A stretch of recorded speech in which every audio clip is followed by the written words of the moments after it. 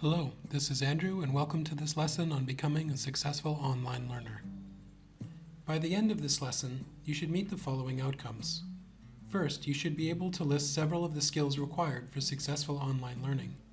And second, you should be able to reflect on your own approach to learning to see how you can successfully adapt to online education. There are 8 skills that we'll focus on in this video.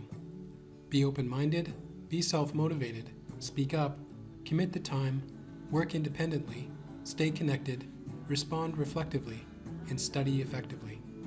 As you'll see in this course, paying attention to each of these skills can help you adapt to the online environment. Being open-minded means that you need to be okay with different ways of learning and connecting with people during the course. Sharing information about yourself, your work, and your educational experiences can go a long way in making sure that you remain socially and cognitively present. Being self-motivated and self-disciplined are 2 things which I often struggle with. They mean that you need to make yourself do tasks which you may not want to do.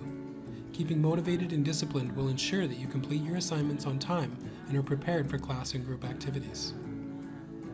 You may feel like you're on your own a lot more when learning online compared to face-to-face education. Because we'll be communicating from a distance, it's harder for me to know if you're struggling, so you'll need to ensure that you reach out to me and your peers using the class forum, Skype, or email when you need help. Being an online course, there are no regular hours for you to spend learning in a classroom. This means that you need to set aside time every week and expect to spend at least 2 to 4 hours per week reviewing the videos and readings, and of course completing your assignments. Some weeks will likely require more of a time commitment to complete larger assignments well. One common complaint about online education is that it can be easy to find yourself feeling disconnected from the learning process. You need to stay connected, which means making sure you check into the course site several times per week. Although reaching out to me and your peers can help you stay connected, there's often an unavoidable time gap between communications. This means that when you encounter problems and have questions, learning how to work independently to solve them can reduce the time you spend feeling frustrated. In an upcoming lesson, you'll learn how to become an expert internet researcher using Google, which should help you find answers to your questions faster and more easily. Posting your thoughts online means that your communications exist for all to see for a much longer period than when you communicate during a face-to-face class. This means that you should put some extra thought into what you say. You should take extra care to be respectful of other people and their ideas. And you should take a bit of time when writing to ensure you're communicating deeply, effectively, and professionally.